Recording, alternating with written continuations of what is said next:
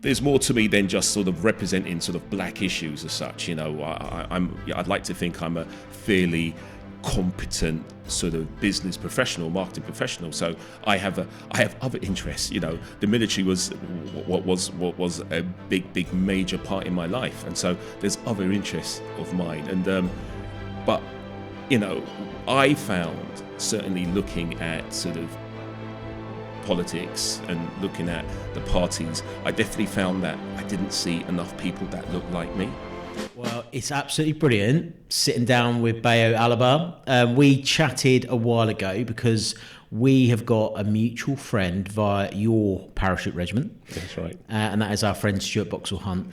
That's right. But we like to say this is a family show, so we won't go down stories of Stuart Boxall Hunt in the Parachute Regiment. But Box and I served together at the language school, and that was our introduction. So, yeah, nice to finally meet you, mate, because we've chatted on the phone. Right. Yeah. And we mentioned the Parachute Regiment from the off, and that was the kind of your link into the military. Yes. But yeah, so how did your military career pan out with the Paras? Yeah, good actually. It's an interesting one. My link into the military was I joined the Air Cadets when I was 13 years old. So that was my first sort of like, sort of like venture into sort of uniformed organizations. And so I was there for about sort of 5 years. And I suppose I outgrew it and I looked around. I knew I kind of wanted to probably join the armed forces. And I looked around and wondered which was the best sort of unit. And me being me, I like a challenge. I like sort of real challenges, sort of. And so for me, again, looking at it, I decided that the Parachute Regiment was the organisation where I would be able to sort of really sort of, not excel, but certainly sort of push myself in order to try and earn the beret and get into the regiment. Yeah, you definitely get that with P Company, and we'll come into that in a second. Yeah. But it's really interesting. I mean, you like a challenge because you're now a local councillor, and we're definitely going to delve into that at some stage. But going back to that uniform service, I was a cadet as well in the Army Cadets, and you know, what was your support like from your family? Were they supportive of that move into the cadets? How did that change you as a young person? Wow, that's a good question. They were supportive, to be honest with you. I grew up in an area where people didn't really trust the police. They didn't really trust uniformed organisations. But I suppose there was a difference between, you know, the ambulance and the police, the ambulance and the fire brigade, and then the police, that kind of thing. And the military was much more on the side of sort of like the ambulance and the fire brigade, that side of thing. And so in terms of my family, it was great. My mum was really supportive because she had sort of like cousins and family that had served in the military in Nigeria. But it was different with my peers, the people in my area where I grew up. And it took a little bit of time for people to get their heads around it. It didn't go down that well with some people, but me being me, it didn't really matter. I just wanted to do it and I enjoyed it. And it's also an element of sort of social confidence. Like I said, where we grew up, not many people had connections with the military or the uniform sort of services. And so it was quite alien to a lot of people, for sure. And tell us a bit more about where you grew up, where that was, and was it one of those places where people kind of went down two paths? If they didn't do something positive like you did with the cadets, and what I think you've done subsequently, was there another path that some of your friends might have taken due to that environment? Yes, it was definitely one of those areas. You know, I'm not going to sit here and say that, you know, well, put it this way, there were people who I grew up with that went on and did well. They got their head down, they studied, they worked, and they've got a good career and they've done well. But it's one of those areas where, as you say, two paths is a really good sort of way of describing it, where you're never too far away from trouble, from violence, from crime, that kind of thing. So I grew up in, unfortunately, an area, well, I'm proud of the area I sort of was raised in, which is Forest Gate in East London, sort of near Stratford that way, Canning Town, that part of East London. Yeah, that's where my grandfather settled actually. Wow. Via Ireland. His family came. The docks. The Dockers, Irish Docker community. Yeah. Of course. Yeah. Well, yeah, I went to school with a lot of sort of Irish people and stuff like that. So yeah, okay, brilliant. And so that's where that's where I grew up. And so, it was lower working class, and it was just a real melting pot of cultures. And it was one of those areas where it's interesting. They could be a friend of mine. They could be someone who I sort of grew up with, who sort of came through the same system as myself. And they would have a slightly different lens on it. So what I would say sometimes it's about the personality as well. I was quite immature. My mum brought up 6 of us on her own. Wow. And I was the youngest. God, same as my nan actually. Yeah. She did the same, 6. There you go. And I kind of rebelled. My mum was very strict, and at home. And so I was the idiot when I got to school, and that sort of was my sort of background. I never really took school seriously, got in with the wrong crowd. I know that there was a part of me that didn't want to do the things that I was doing, hence I joined the cadets. And so there were certain anchors that helped me sort of make some good decisions along the way. So yeah. So you got into the right crowd with the cadets. Absolutely, in the end. Yeah. Yeah, and you mentioned that Nigerian upbringing. Yeah. I heard a really good podcast with the guy, one of the Americans on the SAS, Who Dares Wins. Okay, yes. And he was talking about his Nigerian upbringing as well. Yeah. And was it a pretty strict, traditional upbringing? So I guess that matches quite well with the military in that way. Yeah, absolutely. It's interesting because you come across some people in the military and we're jumping slightly ahead, but one of the roles I did when I was in Tempara was I was a recruitment instructor. So you come across people, and even actually when I was an NCO in the Air Cadets, some people struggle with discipline, and they struggle with what that discipline's for, which is to try and help you understand the role, to be dependable to your colleagues, that kind of stuff. It's not about trying to break you or trying to sort of make you subservient or make you a lesser person in the eyes of the unit that you're in. But that's how some people sort of process being sort of shouted out or being sort of spoken to in a stern way or being disciplined. And so certainly my Nigerian background helped me. I mean, my mum was very strict. She had to be because there were 6 of us. And put it this way, all my friends at school were scared of my mum. The teachers at school were scared of my mum. And it was weird. It was like, this would have been maybe in my mid to late 20s. I remember bumping into a friend of mine, someone I grew up with, and they were like, Bayo, they said, look, I bumped into your mum on the high street, and she made me carry her shopping bags home, and that was my mum. And I suppose I'm of that mindset, which is sort of, it takes a village to raise a child. Yeah. And so literally, if my mum saw someone that I grew up with on the high street, she would just literally drop her shopping bags and make that person carry her shopping bags home if she was tired, that kind of thing. So that's the kind of discipline I had at home. And they didn't say no. She sounds like a phenomenal human being. Yeah. 6 children. I think as I've fairly recently become a parent, and I'm one of 4, and the newfound respect that I have for my mum to be able to have brought up 4 children. I've only got 1, and it's like, wow, mum, how on earth did you do that? the respect you get. But yeah, you mentioned so you were an instructor in 4 para and 10 para, or 10 para as it was, and it's now known as 4 para, and recruiting from the areas that you grew up in as well. So to get in the Parachute Regiment, you got past P Company, right? Yes. What was that like? It was hard. I won't lie, it was hard, but I loved it. It really did sort of drain you emotionally and physically and mentally. We was a brotherhood, and we kind of got through it together, and the instructors want you to pass.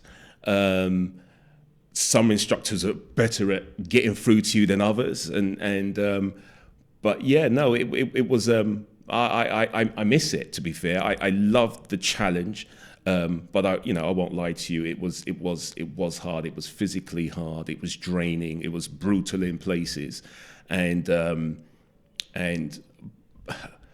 but like I said, it was hard for me, but I enjoyed it as well at the same time. Yeah. What was the hardest test on P Company? I've heard different opinions. Okay, this isn't it. Well, actually, I'm scared of heights, and I still am.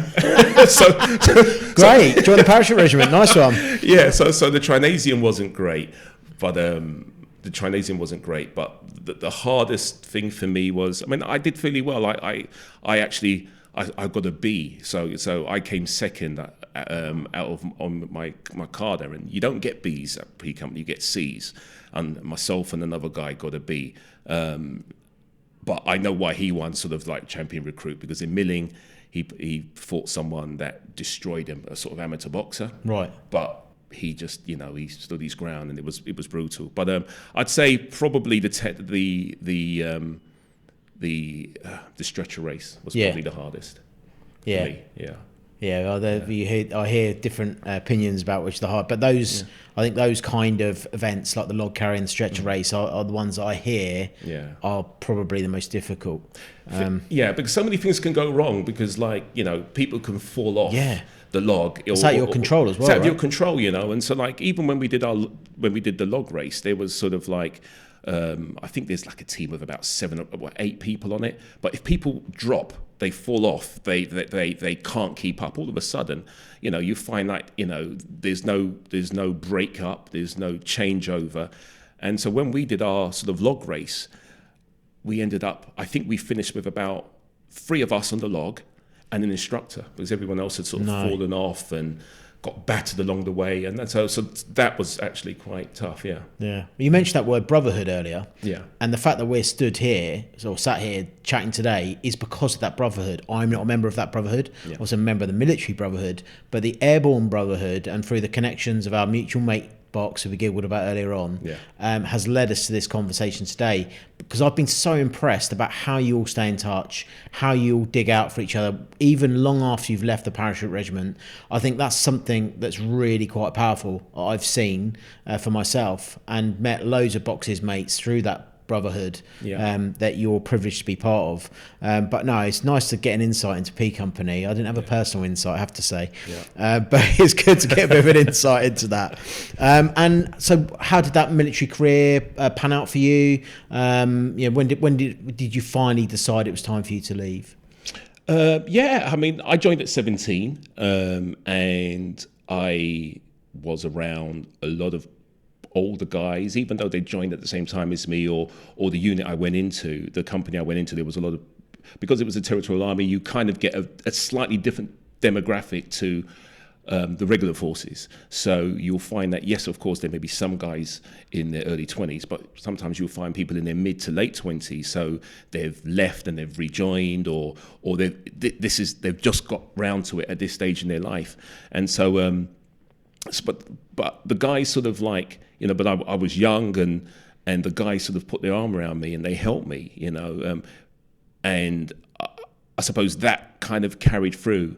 You see a lot of each other, every weekend you're away, and depending on how committed you are, every weekend you're away. You're going away at Easter, you're going away in the summer, you're doing courses together, and you also do things. I mean, look, I never went to war, and so that bond that you have when you serve with someone in theatre, it's difficult to explain. I can see how, in your moments where you're most vulnerable. Like checking each other's kit right before you jump out of an aircraft. Right. Thank you. So actually, when you're parachuting, it's the same thing. You check each other's kit. And it can be quite arduous. I mean, you could sort of do like a 5-hour sort of, low-level jump. So effectively, you're carrying your body weight. People are puking in the plane. You're knackered. You're going up and down because it's low level, and you're struggling. Physically, you're struggling, and you're also scared. And because people do get injured. People get badly injured, and there were guys that we served with, Box and I, who literally sort of, there's 1 or 2 lads who lost their lives parachuting, but more often there was a lot of guys who there were some guys who were badly injured. And so those things are in the back of your mind. And then Muggins here sort of being scared of heights as well. So that was like an added sort of like incentive. So yes, when you're most vulnerable, you depend on each other, and that builds a sort of camaraderie that is difficult to replicate. And difficult to explain because it's quite emotional as well. It is. And emotional things can be often difficult to explain, but easy to show. Yeah. So, no, that's amazing. But as I mentioned earlier on, you're now a local councillor. Yes. Where did this politics thing come from? Because I'm fascinated. I know I ask everyone this. Yeah. Where was there a spark? Was there a moment, something in your childhood? Where did it all come from? I come from quite a politicised family. Not that my family were in politics, but my mum and dad split when I was 6, going on 7, and so up until then, we were sort of like I vaguely remember my dad sort of being quite engaged in watching TV, that kind of stuff, and but even then afterwards, my mum would watch. We'd watch news at World and that kind of stuff, News at 1. And so we'd watch all those kind of programs. And with my siblings, we'd always be debating. We'd always be debating about stuff. And so we were always sort of immersed in that world. I love history as well. Not just military history, but just all forms of history, ancient history even. And so that was my escape, even when I was at school, and sometimes, and like I said to you, I kind of struggled a lot at school. Sometimes I would disappear off into the library, especially in primary school. I'd disappear off and read books, and that's where I kind of got immersed. So as a family, we were just always engaged by politics and decisions and bad decisions and shouting at the TV and debating. Yeah, and that was encouraged. Yes. That's brilliant. Yeah. No, I think more families should be like that. I'm pretty similar, actually. Yeah. My dad and I was the person that made me politically engaged, watching David Frost. Yes. My political commentator hero, and the people that that really used to get me going as a kid. Yeah. So I always like to find out, where does this come from, because and a lot of it does relate to history as well, from interest in history. And when you then started out, you did the Operation Black Vote parliamentary scheme. Yes. Tell us a little bit about Operation Black Vote and also the scheme itself, and how did you find that? Yes, I mean, I suppose the politics was always something in the back of my mind. I always thought to myself, you know what, I'd probably like to get involved. But I suppose I came from a background where I didn't really have any mentors. I didn't have anybody that was in that world who were MPs or councillors. So it was something that was of interest, but I just didn't really see where I sort of, where I slotted in, whether there was a fit for me. And so it was just something that piqued my interest, but that was it. And then, I don't know, I think I was reading an article one day and Operation Black Vote came up, and I thought, okay, what's this? And I read up and I thought, oh, brilliant, that sounds interesting. Understood what they, liked what they stood for. And then I remember sort of sending an email, didn't hear anything from them. And I thought, okay. And then I called them up one day and spoke to a lady, and she kind of, she was going through some bits and pieces on the phone, and I said, you know what, I'm interested, and so that was the process really. So this would have been around 2008, something like 2009, so a little while ago. So that's the process really, and so then I joined the scheme, and it was good. It was a real eye opener. You kind of get to see the layers behind the office of public service, and also sort of like the tactics and the route to it, the route to office, and because it's one of those things, politics, and even sort of being a councillor or whatever. Yes, there are certain aspects that are straightforward that you can work out. Okay, this is what we do. This is how we apply. This is the process. But actually, applying isn't that straightforward, and there's so many things you don't know. And you just have to figure out along the way, which is frustrating for sure, especially myself being a councillor. We've had loads of training, great training. The guys at Redbridge have been great, and we've done loads of courses and in person and virtual. So they've done what they can do in terms of sort of like making sure that I'm sort of public ready to support residents. But at the same time, as a councillor, it's like, every case is unique. Every piece of casework, every email potentially is unique.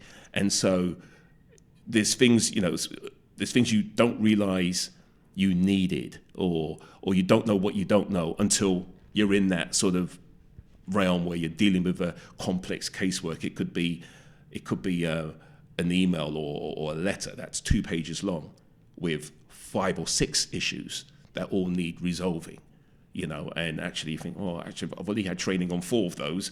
Well, how do I, and so it's one of those things really where certainly maturity helps, and just being calm, not panicking, having a sort of objective lens sort of helps you sort of pick through and try and help that resident. And the ability to conquer your fears.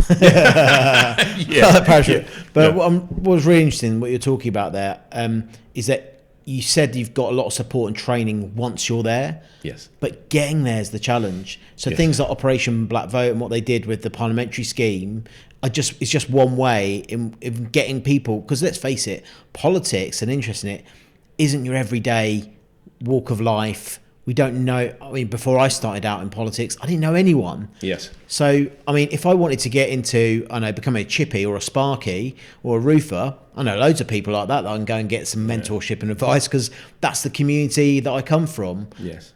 But in order to go and getting involved in politics like I did behind the scenes, didn't know a single person. Didn't talk about it as a route at school. Yeah. So these programs are important because it means that it just gives you that chance, that gateway in, and that's everything I'm trying to achieve with Campaign Force, to get the armed forces community that gateway in and that network, because that's the other thing, not knowing people in politics.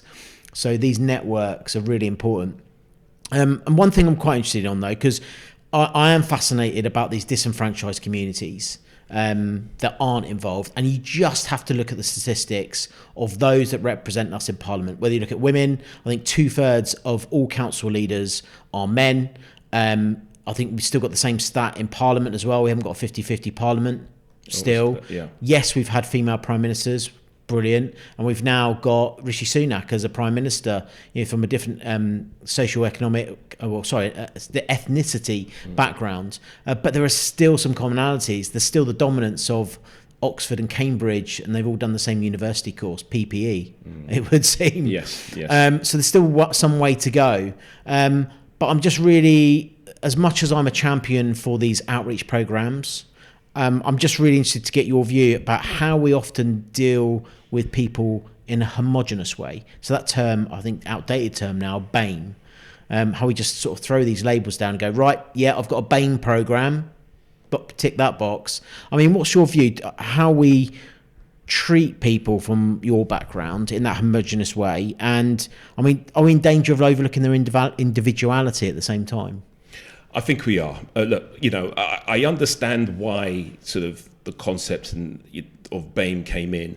I'm fully sort of supportive of sort of, affirmative action and positive discrimination, because I think that, and how you sort of manage it within the sort of political sense.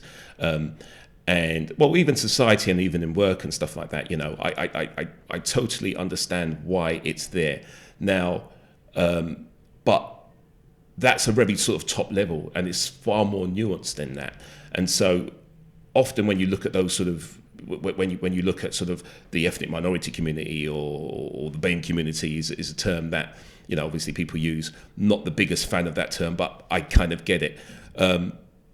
What you find is that you need to drill a bit deeper and drill down a bit, because class plays no part. I mean, I can say that from the point of view, because I have a slightly different lens, because I come from, my background, my professional background was marketing. That's what I went into after university. So you look at segmenting people by class, by income, by postcode, that kind of stuff. And that's probably quite a good way to try and sort of sometimes, look at issues and matters and break them off into chunks that you can sort of overcome and deal with. And so when you look at politics, yes, I think there's an overrepresentation of upper middle class and even middle class, and there's not enough working class people, full stop, in Parliament. I think we would have better decisions. We would have stronger Parliament, we'd have stronger cabinets, stronger steering groups, stronger committees if Parliament was far more representative. You know, for me, it's a very narrow gene pool, probably across the parties, to be fair. You know, there's no point. I'm definitely not someone who point scores when it comes to politics. I'm too long in the tooth. I've come into it too late to sort of be that tribal in that sense. But so certainly when I look at it, I just see too narrow a gene pool representing society, and as a result, you're only gonna, you're gonna get quite narrow opinions, and I think part of the reason why we are where we are in terms of, loss of confidence in government, loss of confidence in democracy, lack of confidence in the political process in terms of, will it change? Will my vote affect anything? Should I get involved in the process? Can I trust my MP? Can I trust my councillor? All those kind of things narrows down to the fact that I think we have quite poor representation, and we're not as broad as we should be as a public body in terms of Parliament and in terms of sort of local councils and stuff like that. I think you're completely right, and there's something I've become increasingly strongly passionate about, which is the representation of the working classes. I guess it's come in line with a bit of my own reflection of who I am as well in recent years, and leaning more into my working class roots. And then you look around, right, and you look for people that are like you, and if they're missing, then be that person. So telling your story today, hopefully people will listen and go, do you know what, actually there are people like me that are standing up to serve again in local government, and hopefully Parliament one day for you. You never know. Well, it's an interesting one, because I kind of, going back slightly, when I joined Operation Black Vote, I was a member of the Labour Party at the time. I started cheering my local branch, became the ethnic minorities officer. Now, obviously, that term is now BAME, and so I did that role for a little bit.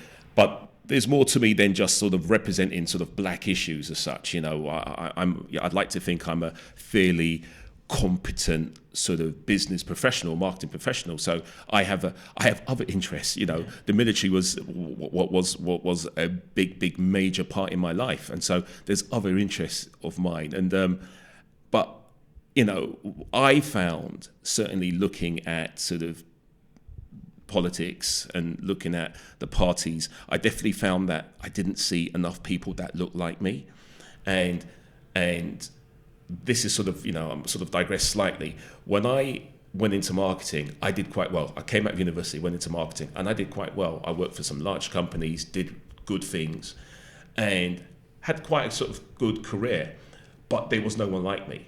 I was the only black person in any of the companies I worked in any of the departments I worked in terms of client meetings. Again, I was the only black person ever.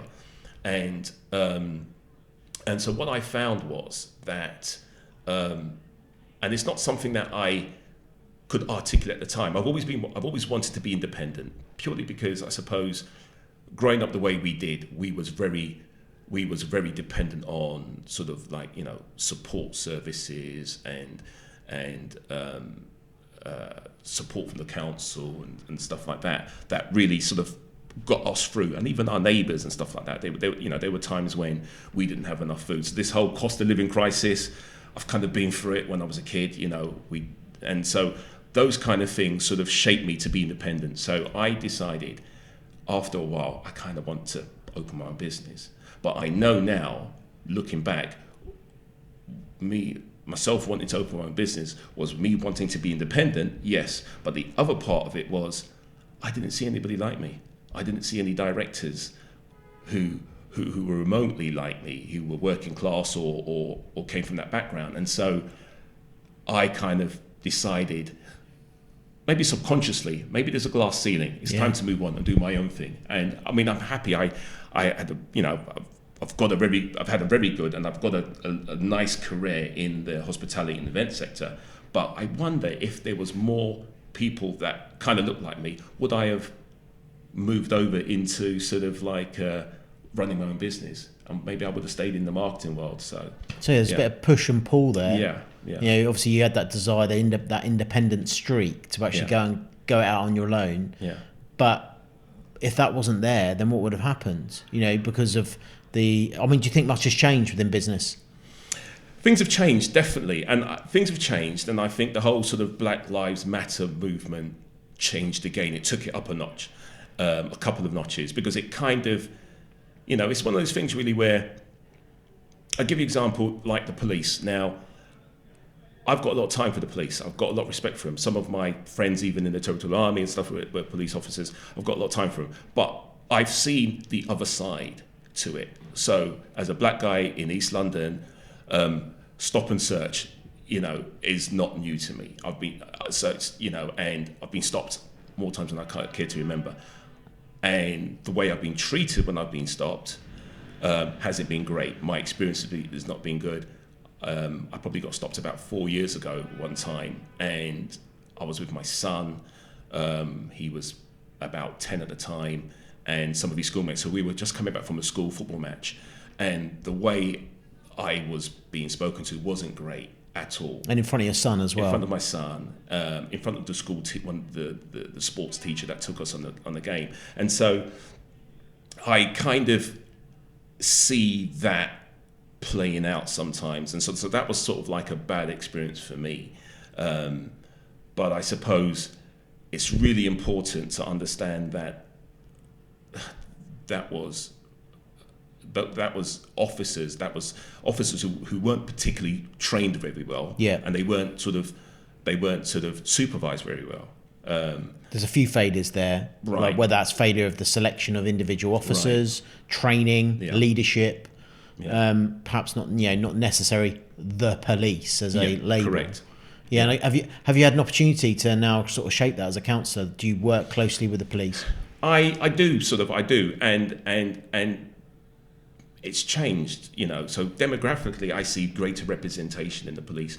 Yes, there are issues. I think that the police are still struggling to retain black officers. Asian officers, I don't believe they have that much of a problem, but black officers, I think they hit their recruitment targets, but they don't keep them, But again, we're digressing, that's a slightly different matter. But yes, I do see an improvement. And I think myself being a councillor improves, because it sees, so when I deal with like the neighbourhoods community team and things like that, they get to see a leader in the community that is black. I think you hit it on the head. Basically, this is about leadership in communities, and being a veteran as a leader, and whatever label we want to pick on. These are all sections of our society that have great leadership potential, and we just need to make them visible in our communities, because, as you say, going back to that limited gene pool, that goes right down to local government too.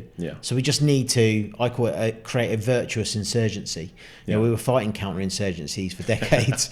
Let's create a virtuous one of getting in there, but coming together. Networks like the Veterans Network is a brilliant way, a lever of getting into all sorts of sections of our society, be that business or, for us, politics, because it's really important. And you mentioned your marketing background and events, and you've used that to great effect. And I'm fascinated to hear from you about the potential for the creative arts, events, about how that can really help engage with communities, because there's probably some really good lessons for us to learn there for anyone that's interested in politics or anyone that volunteers in their communities. Is there anything you can share with us about how that's worked for you? To be honest with you, it's even before I sort of became a councillor, sort of like with my background, I opened my first bar. So in 2001 in East London in Clerkenwell. And then a couple of years later, I opened a bar in Shoreditch. And so I was one of the first sort of operators of Shoreditch. And by default, we almost sort of became the vanguard, if you like, the sort of pioneers of that creative industry. Did you have a beard at the time? Shoreditch, nice skinny jeans, and you know what? There was a beard at one point. There was also an afro. There was also there was also like a Jackson 5 sort of afro at the time as well. And but yeah, no. It's so It was a good time. It was a hard time because Shoreditch and that part of East London was quite different. It was impoverished. It needed regeneration. It was run down. And there wasn't much going on there at all. And so what you had was this nucleus of individual operators, myself being one of them, going in and I suppose, putting their livelihood on the line. I had a young son. My first son was born at the time, and we scraped together whatever money, and you opened the bar, and you did what you could do to sort of, one, stay in business, and interact and build up custom. And so that was almost the catalyst. Well, it was the catalyst for the nighttime economy, which then also fed into the creative economy within sort of like East London and wider. Really well known for it now, right? Right, and so what happened was we worked closely. I mean, I set up a trade association. I was approached by the council to set up like a Shoreditch Arts Festival as well to sort of help boost inward investment. So I ran that with 2 other operators. And I suppose along the way, and yes, I sort of had a bar, but I also did quite a lot of event consultancy. So I would work with like large brands and help them do a promotional launch. I would close off a road and we'd do all the licensing and production and have like a major street party or a pop-up gallery, all those kind of sort of creative things. And so I ended up working with Hackney Council in their regeneration department. And so I was sort of the lead consultant on Hoxton Street Market, which is one of the, I think it's the oldest market in Europe. So it dates back to sort of like the 12th century, I think, or 13th century. But it's very old, and it had a fashion past, but it lost its way. And so I got involved and helped regenerate it by bringing in different partners within the community. In terms of traders, but different stakeholders. So there'd be charities, there were churches, there were loads of different organisations that were within that community. And this is the thing actually with regards to sort of politics and society. Hoxton Street Market is a linear road, but also what you had was a community that had lived around. Hoxton's a very old, it's an old traditional sort of like East End stroke. Postcode is N, but I still think it's East London. But it's had its sort of troubles, and it's been forgotten in terms of investment. And the funny thing about Hoxton Street Market is it was parallel with Shoreditch High Street and Dalston High Street. So that led up into Hackney, which is a busy road, the A10 that goes down to Liverpool Street Station. Hoxton Street is parallel to it by about 200 metres. Yeah. But it's forgotten. It was a complete different community. And so where you had all this regeneration going on within East London. Yeah, Old Street Roundabout. Old Street Roundabout, yeah. Right, Hoxton Street was forgotten. And so what my job was really to connect up, talk to the community, making sure that they had faith in what we were doing, and it wasn't just a tick box exercise. We actually cared about what happened. We cared about their community asset being, the market was one of them. It was an important asset. And so it was just about bringing them all together, making sure that they could populate, making sure some of them, if they wanted to be market traders, were involved, they were trained up, they were supported in terms of applications and that kind of stuff to be able to trade within the market, and bringing all the partners along with us. And yeah, you have some people with different views and they've got certain priorities, but that was sort of like, even pre-politics, that was a good experience where I had to get into the community, earn their trust, meet people, have public meetings, take flack because people had it in their mind there was something that they weren't happy with, and you're the face of the council, you're the face of this regeneration project, so you're going to get it. And so that was kind of where I was at really, and just bringing them together. And I kind of loved it. I don't mind receiving someone's sort of wrath if I can try and help them, or I can try and point them in the direction, or I can try and allay their fears, because often it's fear and it's the unknown, and if you explain to them, they can understand the bigger picture. And so that was like a nice big project that I did for a few years, and I'm pleased with that.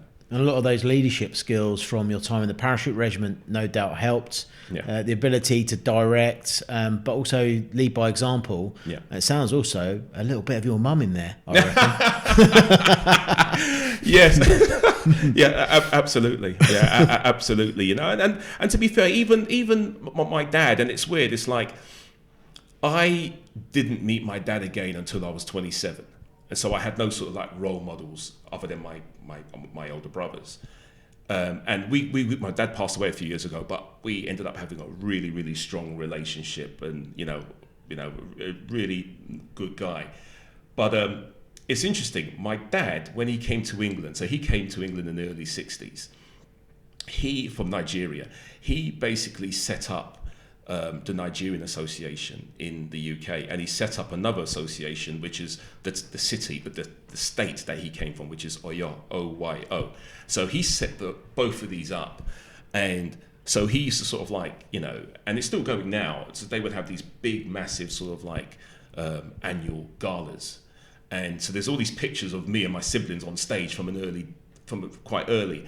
And I know my mum always used to say to me, "You're so much like your father," and it wasn't a compliment sort of thing, but basically it was because I was always outward facing. And so, anybody from, my generation, going shopping with your parents was something you had to do. And so we'd go up the road shopping, and I'd bump into so many people from school and say hello. My mum used to go, how many people do you know, sort of thing. And so that's me. I'm a people person. I like meeting people. I like earning their trust. And I like sort of fixing things and bringing people together and achieving things for the greater good of, and I think there's my mum there, and there's an awful lot of like DNA from my dad there, sort of thing, so yeah. That was what I was going to use, all those letters, DNA. Yeah. Sounds like it's in your DNA from your parents. Yeah. Of this, and then you've got this added layer or layers of military service, and then this added layer of business. Yeah. And then here you are as a politician. Yes. Yeah, that's what, yeah. You got there. So I mean, what are your hopes and fears for the future? I suppose we spoke a little bit about sort of, this sort of homogenous mindset of how people, when they look at ethnic minorities, they don't understand. Actually, you can get black conservatives, and it's like you can get sort of like Asian sort of like liberals. Not everyone is sort of like a social democrat, or they all want the same thing, a better, fairer society, granted. And so I think people need to sort of look and dig a bit deeper. So going back to your question, which is when the whole Black Lives Matter broke, I felt that there was a moment in time where people got what racism, discrimination was, what unconscious bias was. People got it. We had quite a lot of empathy. But then, like everything, sometimes you find, and I'll be real with you, sometimes you find people talking on your own behalf. Yes, as a community, black people, we need allies in this country so that people can understand that, things aren't quite what they seem. Things aren't always fair. And there are some injustices that are ongoing that we need some help. We need some allies. We need you to see it, stand up and support us, for sure. But what I found was it went off in another slant. You speak to most black people, they don't really want the Cecil Rhodes Theatre in wherever to be renamed. We certainly don't want, Winston Churchill statues to be sort of defaced.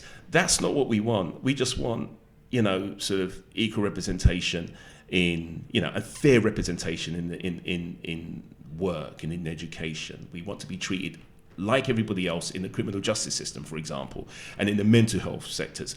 And so there's loads of areas where sometimes we come off worse, and the stats back it up, even in terms of sort of life and health expectancy and stuff like that. And so my theory is those nuances of how class and ethnicity, and it's not about differences in an adversarial way. It's just physiological differences. Why is it that cancer is far more aggressive in black people than it is in white or Asian people? Those kind of things as well. And why is it that people are, why do black men make up such a high proportion of the prison system, for example? I want people to look at that, and not so much about statues and theatres being renamed. That's not what we want, I'm not, like I'm speaking on behalf of all, but certainly I think a lot of black people, certainly myself, it's just more about, we just want people, we want allies. just people sympathetic to understand, to just take a second and look at the bigger picture, listen to what's being said, and then you can form your sort of opinion. And I feel that we've become so entrenched with dialogue has become so sort of adversarial in some respects, with regards to sort of history and stuff like that, that we run the risk of losing people who are sympathetic to our cause or sympathetic to making society better and fairer and more reflective. And so that's my fear, which is that, you know, like I said, we don't want statues taken down and plinths, you know, that's not really what people want. They just want a little bit more understanding in society, more support in the healthcare system. Those are the things that we really want. So that's my hope, and my fear is that it's lost in sort of adversarial history, you know, and that's certainly my fear. Mate, on that final poignant matter and point, I think we're into there. Cheers, Brilliant. buddy. Thank you so much. Appreciate it.